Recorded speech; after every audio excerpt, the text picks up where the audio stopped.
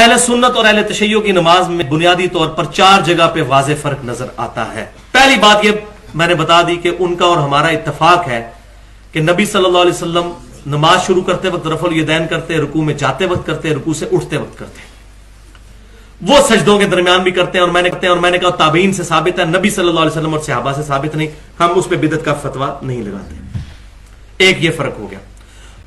दूसरा फर्क है कि वो नमाज हाथ छोड़कर पढ़ते हैं। तो भाइयों, हम भी हाथ छोड़कर नमाज पढ़ने के कायल हैं। रुकू के बाद हम भी हाथ छोड़ते हैं। ये रुकन हम भी अदा करते हैं अल्हम्दुलिल्लाह। ऐसा नहीं कि ये रुकन कि हम कायल नहीं है, लेकिन वो रुकू से पहले भी हाथ छोड़ते हैं। और अहले सुन्नत की किताबों में एक सहाबी ऐसे हैं जो बड़े करीबी हैं खुलफाए राशिदीन के और सैयदना अबू बकर सिद्दीक रज़ियल्लाहु ताला अन्हु के नवासे हैं, अब्दुल्ला बिन जुबैर। उनसे सही सनद के साथ अल मुसन्नफ इब्ने अबी शैबा में पूरा एक चैप्टर है उन लोगों का बयान कि जो हाथ छोड़कर नमाज पढ़ते थे। 3950 नंबर रवायत है इंटरनेशनल नंबरिंग के मुताबिक अल मुसन्नफ इब्ने अबी शैबा में। पहले वो लेकर आए कि जो हाथ बांध कर नमाज पढ़ते थे, फिर उसके बाद हाथ छोड़कर। तो उसमें इब्ने जुबैर रज़ियल्लाहु ताला अन्हु का मौजूद है कि वो हाथ छोड़कर नमाज पढ़ा करते थे। तो चूंकि ये सहाबी से साबित हो गया, लिहाजा हम इसको अब बिदअत नहीं कह सकते। सहाबी पर बिदअत का फतवा नहीं लग सकता। तो हम अगर कोई बंदा क़याम में हाथ छोड़कर नमाज पढ़ता है तो इसको जायज समझते हैं, अफजल नहीं समझते। तीसरा फर्क है कि वो लोग हमें मशहूर है कि सलाम नहीं फेरते। हालांकि ऐसी बात नहीं है, वो सलाम फेरने के कायल हैं, लेकिन वो कहते हैं बेहतर है कि सलाम फेरा जाए दाएं बाएं करके, और अगर कोई इधर बैठे बैठे भी सलाम फेर ले। वो हमारे यहां भी सुन्नत इब्ने माजा में ज़ईफ रवायतें मिलती हैं कि अस्सलामु अलैकुम रहमतुल्लाह, इस तरह सलाम फेर ले, ज़ईफ है। उनके यहां रवायत है कि वो कहते हैं ऐसे भी सलाम, लेकिन अफजल वो भी यही कहते हैं कि दाएं और बाएं फेरना है।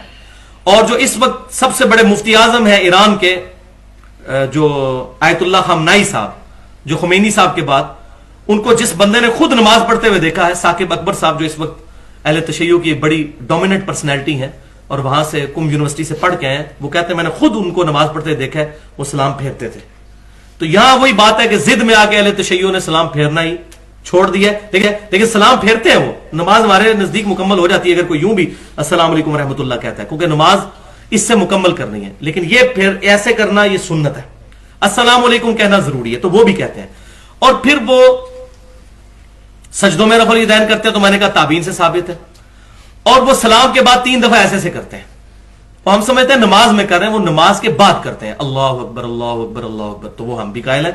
बुखारी और मुस्लिम की हदीस है कि आप सल्लल्लाहु अलैहि वसल्लम फर्ज नमाज के फौरन बाद अल्लाहु अकबर बुलंद आवाज से पढ़ते थे। ये उनके यहां भी रिवायत मिलती है। तो वो 3 दफा पढ़ते हैं अल्लाहु अकबर अल्लाहु अकबर अल्लाहु। वो नमाज का ऐसा नहीं होता, नमाज के बाद पढ़ रहे होते हैं। अब ये आप उनकी किताबें पढ़े, उनसे बैठेंगे तो फिर बात पता चलेगी। लिहाजा तकरीबन मैं समझता हूं कि एटलीस्ट जो हम्बली, शाफी, मालकी और अहले हदीस सलफी, इनकी नमाज और अहले तशय्युह की नमाज एक है। और सारी की सारी उम्मत में अक्सरियत की नमाज यही है जो अहले तशय्युह और अहले सुन्नत में अल्हम्दुलिल्लाह काम। इमाम मालिक हैं, वो तो कहते हैं कि मैंने जितना दीन लिया है वो लिया ही अहले बैत से। मालिकी आज भी हाथ खोल के नमाज पढ़ते हैं। लिहाजा मरना है, कब्र की 4 दीवारी में जाना है, इमाम उससे बनाना जो तेरी बख्शिश करवा सके। इतना अहम है इमाम, इतनी जरूरत है मजहब में इमाम की। मैं बात आसान कर देता हूं ताकि पंचायती जमींदार बंदों तक बात पहुंचे। जो बंदा यहां हाथ रख के नमाज पढ़ता है वो अपनी मर्जी से नहीं पढ़ता, अपने इमाम के कहने पे पढ़ता है। ऐसे मैं ठीक कह रहा हूं, थोड़ी हूं हां तो आप करेंगे ना। ये जिसने यहां हाथ रखे उसने अपनी मर्जी से रखे। उसे किसने कहा? क्योंकि उसने तो नबी देखा ही नहीं। उसके इमाम ने कहा कि नबी यहां हाथ रख। डॉक्टर साहब उसने यहां रख ली। जिसने यहां रखे उसे किसके कहने पे? जिसने यहां रखे, जिसने खोल के पढ़ी, इमाम के कहने पे ना। अब हम में से किसी ने नबी देखा नहीं, हमने अपने अपने इमामों से पूछा कि नबी कैसे पढ़ते थे। एक इमाम ने कहा यहां हाथ रखते थे, एक ने कहा नहीं यहां रखते थे, एक ने कहा यहां हाथ रखते थे, एक ने कहा खोल के। अक्ल तस्लीम नहीं करती। नमाज वो काम है जो दिन में नबी 5 दफा करते थे, और करते भी छुप के नहीं थे, लोगों के सामने थे। ज़हन तस्लीम नहीं करता कि जो काम दिन में नबी 5 दफा करते थे, उम्मत को अभी तक वो पूरा याद नहीं हुआ कि वो कैसे करते थे। کس قوم سے آپ علی ولی اللہ منوا رہے ہیں جو کام دن میں نبی نے 5 دفعہ کیا، ابھی تک یہ اس پہ جھگڑ رہے ہیں؟ غدیر تو ایک دن آیا تھا،